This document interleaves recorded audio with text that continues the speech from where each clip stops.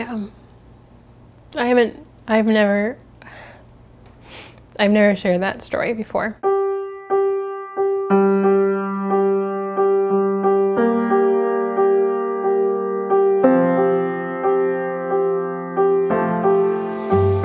My dad was born in Iowa on a farm, 2 hours southeast of where we grew up. You have this person you identify as your dad, and then all of a sudden they become this convict.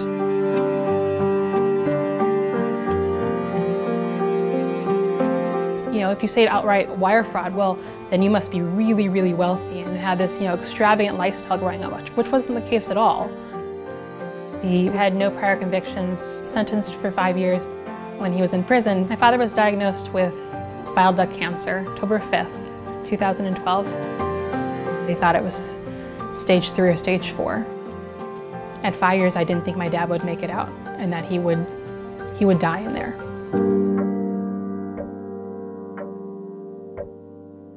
The very first time I saw him, I had a hard time stopping myself from crying because it was evident that he was very sick. And I had finally gotten a hold of the doctor. I said, okay, so he's sick, how does this work? And she said, they talked about having compassionate release, which is a program that allows prisoners to be released early if there are extenuating circumstances. And my father, from all we've been told, would be a really good candidate because he was given 3 months to live. With compassionate release, the statute says that upon motion of the Bureau of Prisons, the sentencing judge can consider compassionate release for extraordinary and compelling reasons. So the process has to begin with a motion from the Bureau of Prisons. Those motions were few and far between, and they interpreted that essentially, not entirely, as we're only going to release people who are at death's door. The B.O.P holds all of the cards, and you're bound by whatever the B.O.P says and kind of has the power to do what it wants to do. First, you have to go through the warden twice, then paperwork has to be sent to the general counsel. And then if they approve it, it goes to the B.O.P here in D.C. And then if they approve it, then it goes back to the judge and the judge commutes the sentence. All these steps take just an incredible amount of time. He had 3 months to live, and they knew that, and you would assume if someone's given 3 months to live that you need to review paperwork as quickly as possible. But that is not what happened at all. You have to navigate your way through an administrative structure that is not easy to understand. And you have to do that when you are impaired in some way. One of the things is when you submit these paperwork, you have to fill everything in. So my dad then would have to go in and take the form and handwrite it, everything. He's handwriting all these things out, and you know how much effort it took for him to write at this point. My mom asked if she could submit the paperwork for my dad, and she was told that she could not do that. My dad had to be the one to fill it out. Dr. Bruce, telephone, please. Dr. Bruce, telephone, please. A large part of it is a mental game. And when you tell someone that they're not going to get out, it's difficult. And then when he got denied, he pretty much gave up. He had 2 weeks left to live. Who can be served by his continued incarceration under these circumstances? Who is helped by that?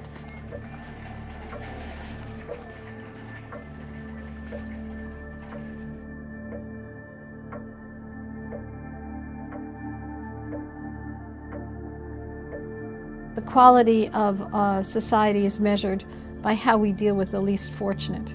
And the people in our prisons are the least fortunate. This makes an enormous difference to us as a society. It's the measure of our humanity. And when you go through the litany of purposes of punishment, there is really none that justifies the continued incarceration of someone who is so impaired that they cannot function in prison, so in pain that they cannot deal with the prison environment, as well as people who are about to die and should be with their family. On the very last day that I saw my dad alive, I pretty much knew it was going to be the very last day I saw him. And I had 30 minutes with my dad alone. To say everything that you need to say. And you can never, how do you say everything you need to say? In 30 minutes.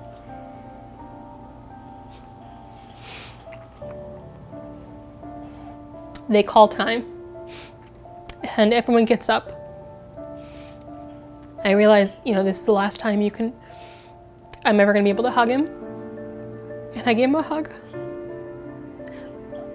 And I told him that I loved him.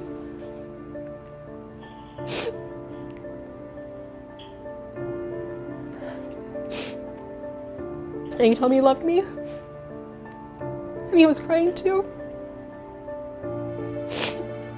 And then I had to walk away from my dad.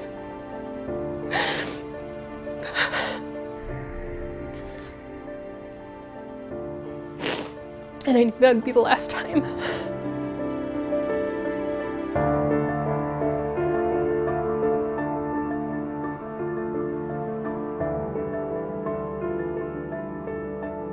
On the day that my father died, January 2nd, the doctor called my mom and said, you know, Alan's not doing very well. You need to come now. From what my brother says, my father was in a lot of pain. And then after 2 hours, they kicked them out. And then my father died by himself.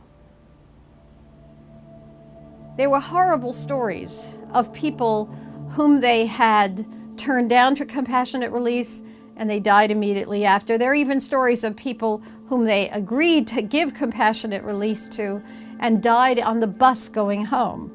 The Bureau of Prisons is the gatekeeper here. Unless they interpret their regulations more broadly, nothing happens. The continued incarceration of someone who was so ill that they could no longer commit any crime doesn't make sense under any rationale of punishment. The crime rate is not going to skyrocket if any of the cases of compassionate release that I've seen led to the release of the person. What will happen, the person will be allowed to be at home, perhaps die with dignity. Public will be saved the money of their care. And the society benefits from being a more humane society. I don't know why it's so difficult. I don't know why compassionate release can't be granted.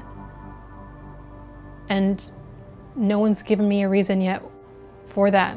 I think that the Bureau of Prisons should be given the responsibility to report to the sentencing judge about the prisoner, but the determining decision maker should be the judge, not the Bureau of Prisons. No one sees the humanity of prisoners. I don't think anyone benefits from being denied compassionate release. You're denying individuals. None of us want anyone to have experienced what we went through. So I am in law school right now, and hopefully to become a lawyer who helps those who can't help themselves. I think he would be happy that I was doing this.